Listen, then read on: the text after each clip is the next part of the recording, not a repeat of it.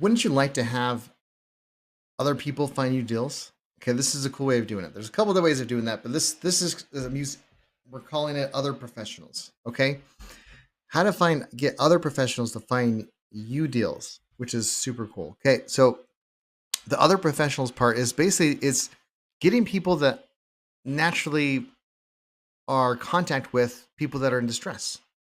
So, for example, let's just say divorce attorneys. They're naturally with people that are in distress. Like divorces is a great way to is a great lead source to say the least, right? You can look up the divorce easily here in the court the county records and look up the divorces. Um,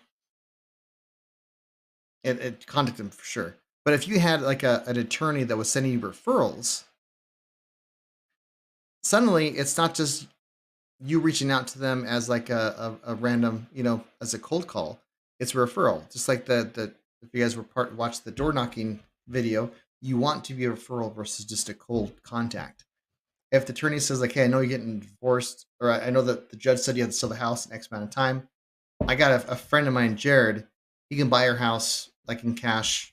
He buys quick, but he buys at a discount, but he can close quick and he doesn't mess around.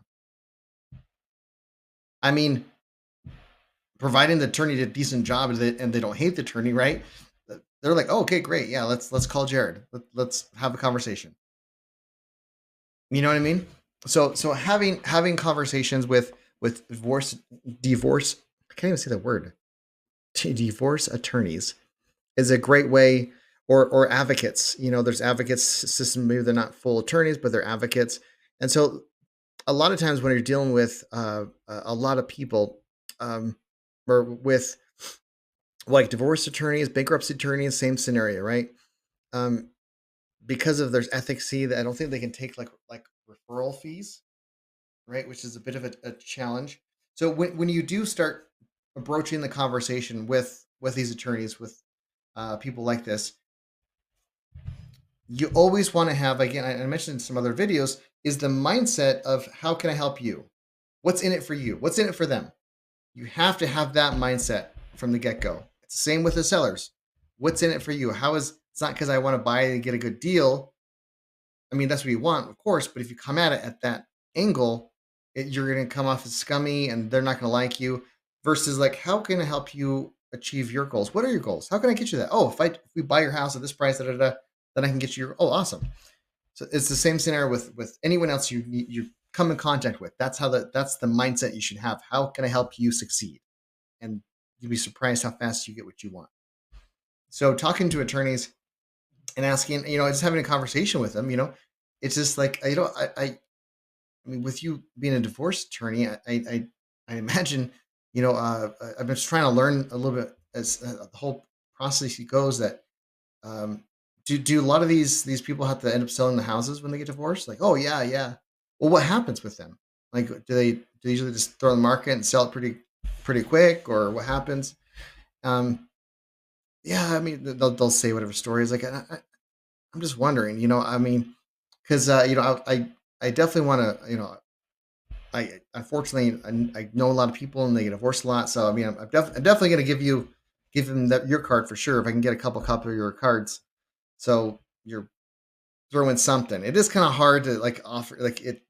Be creative. Find something that may like in a conversation. Like, what do you like in the the video about become a mentor? Like, what do you need to take your business next level? Ask the attorney that question, and then see if you can fill in that gap somehow or with another connection or something. Okay, what's in it for them? Have a conversation. Just be curious. You'll be amazed of just being curious, and those type of questions are going to do for you. So and like, so what happens if they can't buy? If they don't sell their house quick enough or whatever is how those been challenges been. Um, and they're like, well, yeah, I mean, sometimes they sell investor or whatever. It's like, well, if you could refer them to someone that could buy their house and not mess around and give them a fair market offer, so they don't have to pay the agent fees. Do you think your clients would be grateful, Well, yeah, it would. I mean, is there any way that I mean, if I can, I'd love to show you and help see what I can do to help out your clients. If I give you a bunch of my cards, my contact information, um, I'd really be interested to see what I can do to help your clients, and also, that thing you were talking about. Apart from that, what I can do to help you, blah blah blah. That whatever they needed to take their business to the next level, right? So asking questions like that, and always like you're trying to, what's in it for you? What's in it for you? I realize as I'm saying it loud, like you want to make sure you don't kind of put together what you're asking and what they're asking to that close together, because it seems like you're doing it because you want something in return, right? So you want to offer, find out what they need, like have this, be curious about their questions, and then like apart, then say, oh, by the way, if you do come across and your client's looking to sell, I would love to help you look good and give you good better reference, and I want this relationship to be a really good one. So I'm definitely gonna take care of your clients, uh, offer them more than I would just any average Joe or something like that. You know what I mean?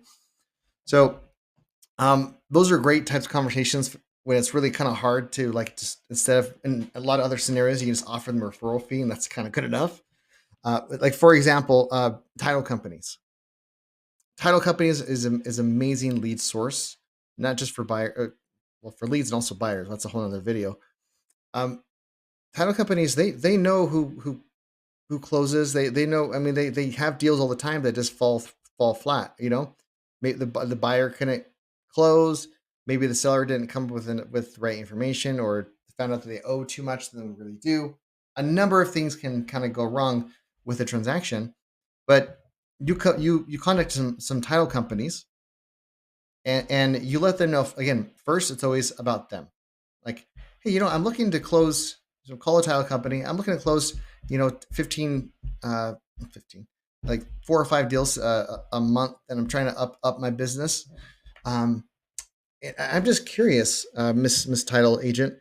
I mean, you seem like you guys are doing a lot of business over there. You know what you're doing. I've heard a lot of good things about you, and I would love to send a lot more business your way, and use you as my title company. Do you ever see deals when it comes through your office and you do all the title work and it ends up that never they don't close? Have you ever seen something like that? Well, yeah, all the time. What happened last week? Oh, really? What happened last week? Or like, yeah, it happens all the time. Like, oh, really? I mean, so why do you? Can you think of the last time it happened and why it didn't close? Oh, they didn't have enough funds or whatever. Like, oh, really? I mean, if does that happen quite often? Well, it happens now and again. Like, I wonder if is there a way, if you can give me that information of the ones that don't close, because I'm definitely someone that can close, and I don't like to mess around. Um, I would love to get those deals and actually close them, and so you guys can get your commission, not have to do all the work without getting paid. Would that be something that might help you? Would that be something that would help you? That's a phenomenal question, by the way. Would that? Do you think that would help you? Again, it's all about them. So, like, I'm gonna get a great referral that the buyer just didn't perform, and I can come in, and now, and here's the thing: if the buyer couldn't perform because it couldn't appraise, it didn't praise for high enough, or the lender couldn't. Guess what? So that buyer's had a big dose of reality, and now they kind of realize, like, oh man, now I needed to sell this property, but at this price, and it looks like it's not going to sell this price. So when you go in there, have with the phone number and name, like, hey, I was just talking to a friend of mine. They sent me over here as remember Whitney that was in the title company. Oh, yeah, yeah, yeah, she's amazing. I loved her. She was trying to help me so much. Like, yeah, she said that she just suggested I give you a call to see if I can help you. Oh, tell me about your situation. Then you have the conversation with that seller that the title company gave you, and then you close with that title company. Okay. um Home Depot guys. Home Depot guys. Those are amazing. I love those Home Depot guys.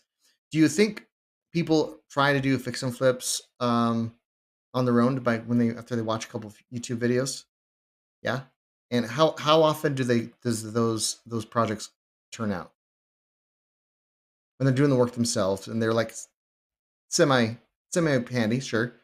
You think they're going back and forth to the Home Depot like 100 times a day? Yeah, yeah, they do. And after a couple of weeks of that or months of that, and the project's costing a lot more than they were expecting, and because they always forget like the cost of the just holding the property, how much money it costs that they lent from the bank, and all the costs of the taking a lot longer, and the work that they had to miss, and all of that kind of adds up real quick.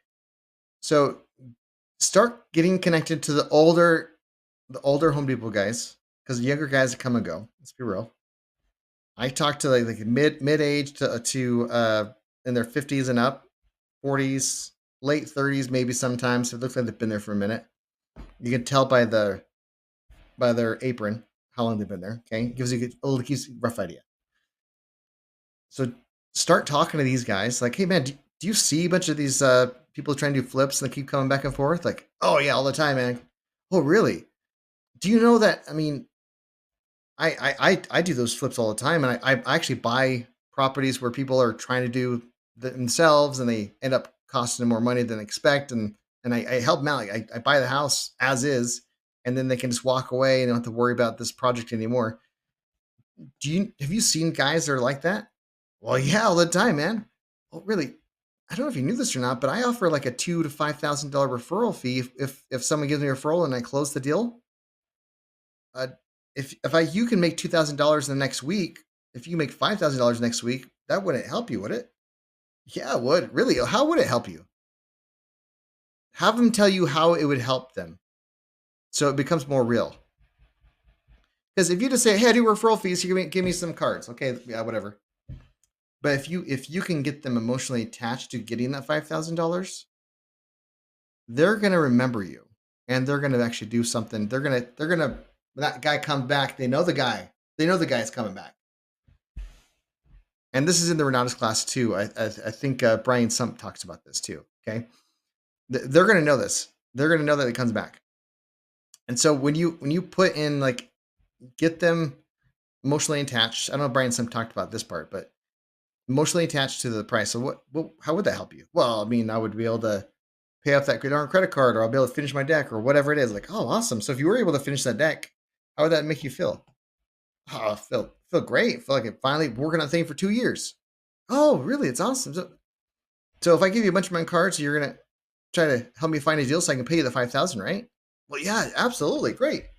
Hey, and guess what? If you tell your friends that work around here, and my host and my referral fee is 5,000, I mean, if they tell you about it, and I can still pay you five, and you pay them whatever, whether that's 3,000, whatever, So you get like a vision where it's like I had a mailman.